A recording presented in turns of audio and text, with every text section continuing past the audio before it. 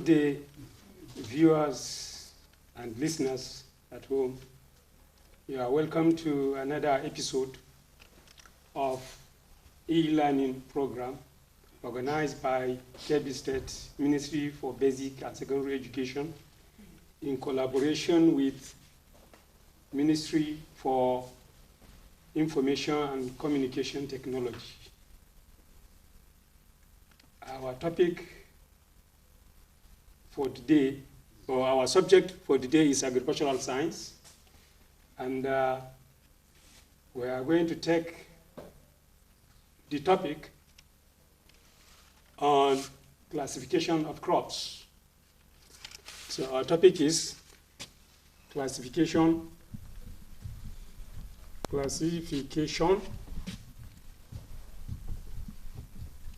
of crops.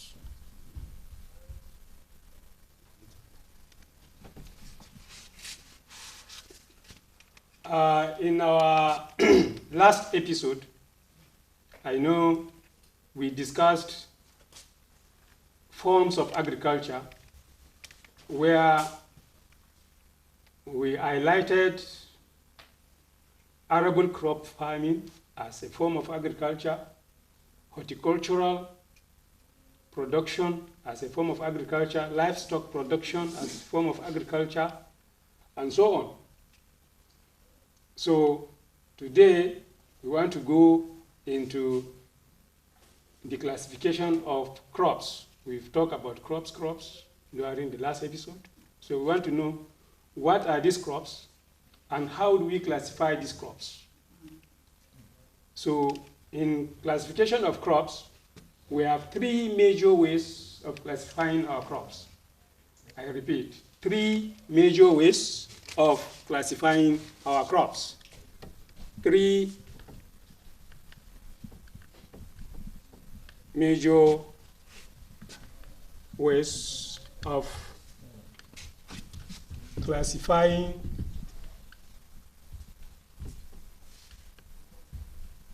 crops.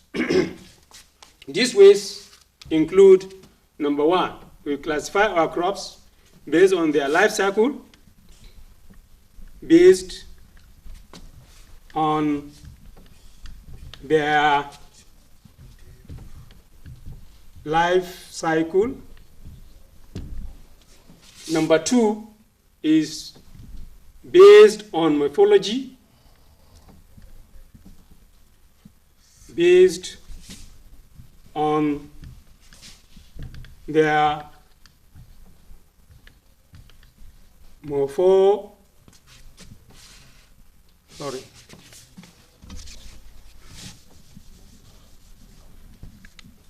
based on their morphology,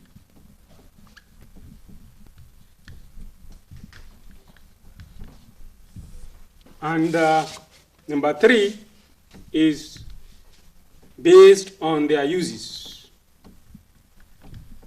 based on their uses or nature of product or nature of produce, nature of produce. So my listeners and viewers at home, we have three basic ways or three major ways of classifying our crops. That is, number one is based on the life cycle.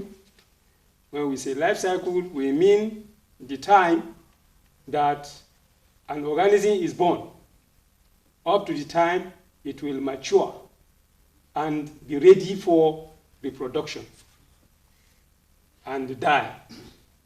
So that is the life cycle. Then when we talk about morphology, we are talking about the form, the physical appearance, the features, the characteristics that we can see from the plant and be able to group them based on such characteristics. And when we talk about the uses, a plant or a crop may have one use, it may have two uses, it may have multiple uses. So we decide to create or to classify crops based on these three basic or major groups. That is life cycle, morphology, uses, or nature of produce. So let's start with the first one, which is the life cycle. So crops, as we said, take the first one, based on life cycle.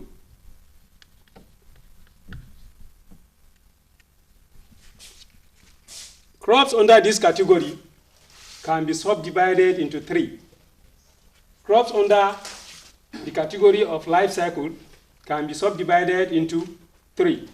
The first category are called the annual crops. The second category are called the biennial crops, and the third category are the perennial crops. So the first category we said is what? Is annual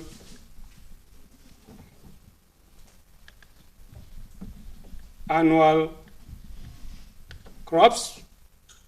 The second subdivision we said is biennial crops.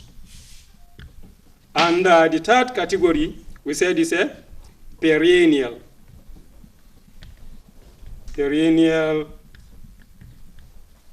crops. So those crops that complete their life cycle in 1 year or one cropping season, they are referred to as the annual crops. They grow and mature within 1 year or within one cropping season. So such crops are referred to as annual crops.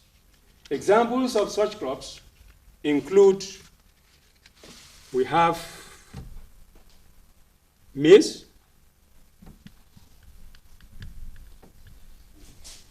we also have rice, we have millet, we have cowpea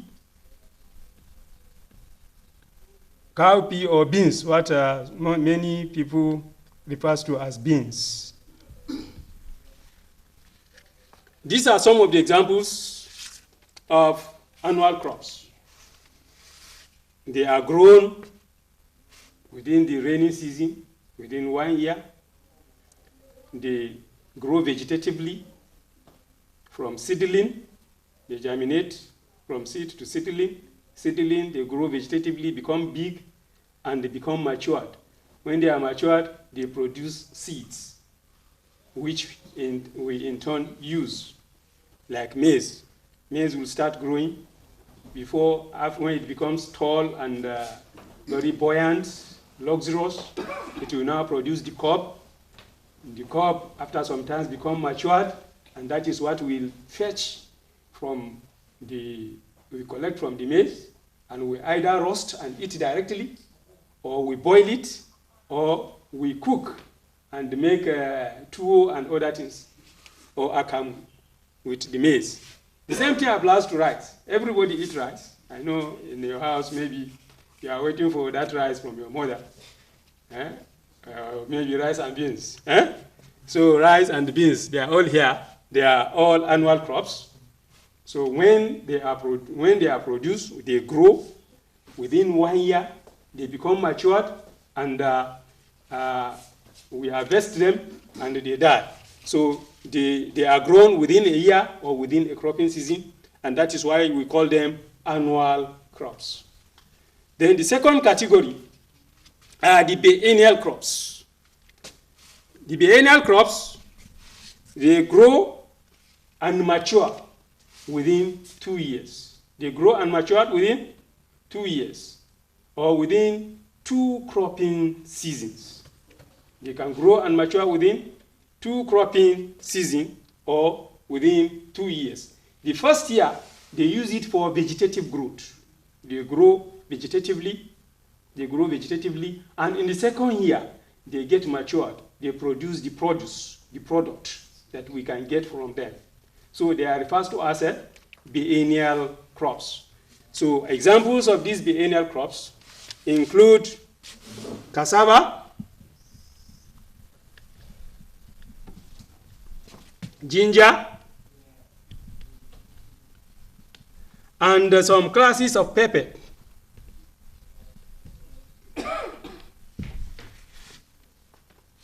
These are examples of biennial crops. In the first year, when you plant them, they will start growing vegetatively. They will just be growing vegetatively. Like cassava. When you grow it, when you plant it by stem cuttings or whatever, they will start growing. In the first season, they will grow. And in the second season, they will start producing the tubers. In the second season, that is when they will produce the tubers, and they will now be ready for harvesting. So they grow in 2 cropping seasons or in 2 years. So these are the biennial crops: cassava, ginger, and pepper. Then the last category based on life cycle is the perennial crops. The perennial crops grow and mature in more than 2 years or more than 2 cropping seasons. Sometimes they are also called permanent crops. These are the perennial crops. They grow and mature in more than 2 years. It can be 3 years, it can be 4 years, 5 years, 10 years, 20 years. They are referred to as perennial crops. Examples of those crops that can take longer years to grow and mature are like date palm. You know, I know a lot of you eat a lot of dabinos, especially during the Ramadan that is approaching. So they are perennial crops. The oil palm is also a perennial crop. You can't plant oil palm today and say maybe by the end of the rainy season you are going to harvest oil palm. Or you cannot plant your mango today and say, okay, by December I will start harvesting my mangoes. It's not possible because they are what? They are perennial crops. They take longer years, more than 2 years, before they mature. And even though we have some advanced technologies like bioengineering in agricultural production, where some crops, their life cycle is being shortened so that they can mature very early. Even then, they remain perennial crops because when they produce, they don't die. They undergo what we call secondary growth and continue producing for several years. So they are referred to as perennial crops. And examples of these perennial crops include the mangoes. I know all of you like mangoes. Mango. We have oil palm.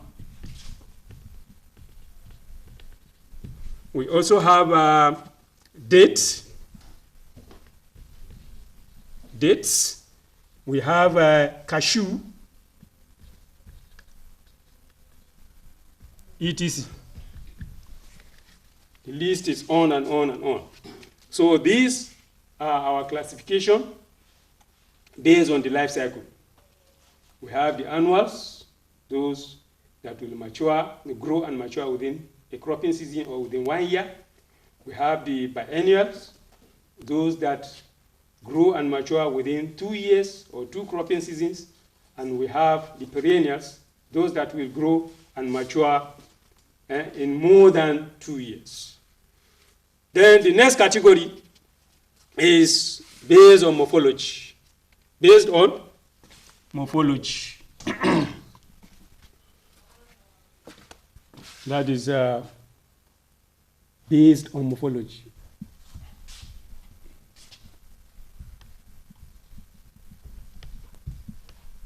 Based on morphology.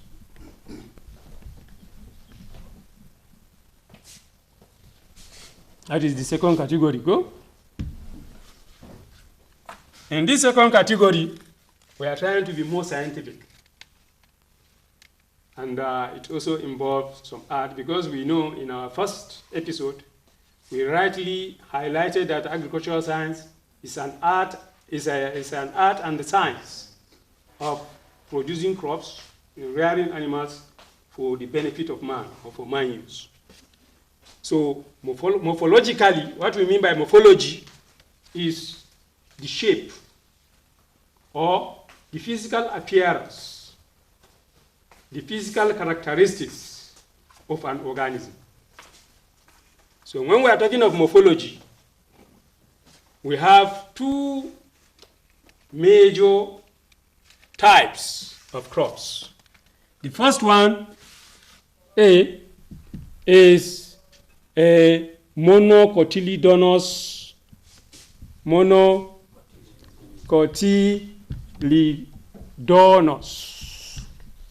plants. And the B part is dicotyledonous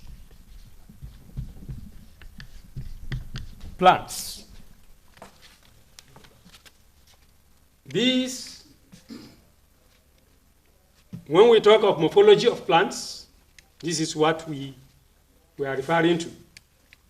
We classify our plants based on their cotyledons. Either it's a monocotyledon, that means one cotyledon, or it is dicotyledon, which is two cotyledons. In monocotyledons, before we go further, what do we mean by cotyledon? Cotyledon simply means seed leaf. Seed leaf. That is, if you decide to take a seed of any plant, try to remove the cot. Remove the cot, the covering of the seed, like your beans. If you remove the cot, what will you see inside? You see two leaves, two solid substance. That means it is a dicotyledon. Those are the cotyledons. When you take your rice, that is the freshly harvested rice from the farm, before you process it into Thailand rice or your gumi in the house. Just remove the husk. You will see only one grain inside. And that is a monocotyledon. Or if it is maize, you try to remove the cod, you still see only one substance inside. And that is a monocotyledon. So that is the basis on which we classify our crop plants as either a monocotyledonous plant or a dicotyledonous plant. That is not enough. We may be opportune to see a plant without seeing the seed. So if that happens, does it mean we cannot classify the plant? Maybe the maize is just growing. Since we didn't see the seed, we can still identify that plant. Or rice is growing in the field. We want to know if it's a monocot or dicot. It's just growing, maybe just 1 month or 2 months old. It has not started producing the seed. So we want to know what that plant is. Is it a monocot or is it a dicot? So there are things that we can do, some features that are peculiar to monocot plants and those that are peculiar to dicot plants. Let's start from the roots. If you have a monocot plant, it will have what we call a fibrous rooting system. The roots of a monocot plant will look like this.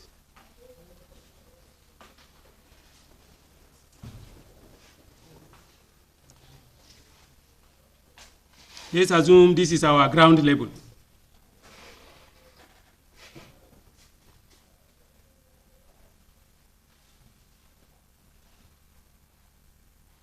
So the rooting system for a monocot plant always look like this.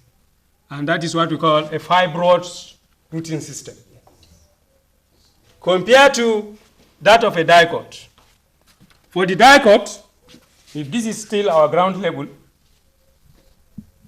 and we have a dicot plant here, the rooting system is going to be a tap rooting system. If this is the stem, then you will see that this stem is prolonged with a root cap with adventitious roots branching from the main taproot system.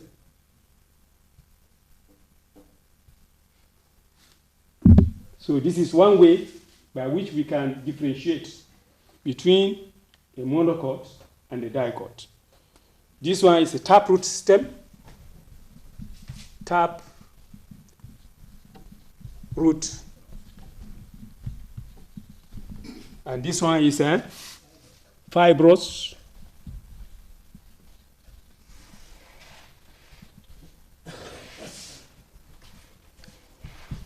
root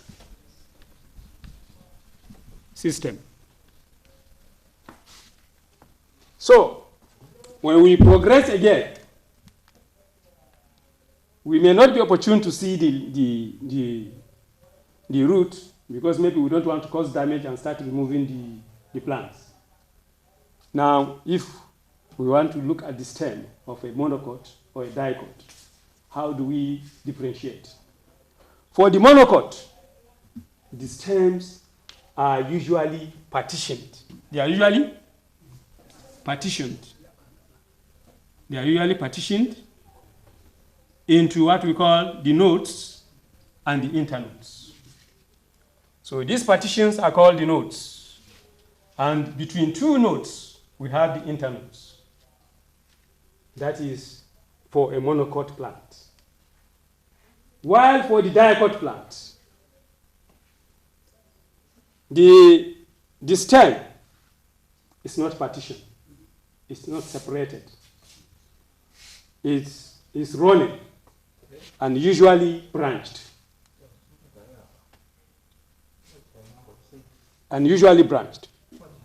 Also, we said that the stem of a monocot is usually erect.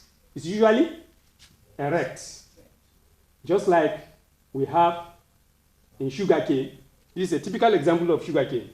I know all of you students always like chopping sugarcane. So when we come to the leaves, again, the leaf of a monocot usually have what we call the leaf sheath.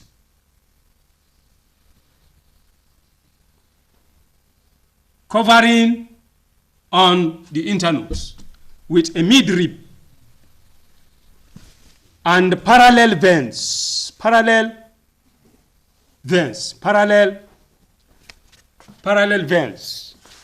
While for the dicot, the leaves are broad. The leaves are broad with net venation, net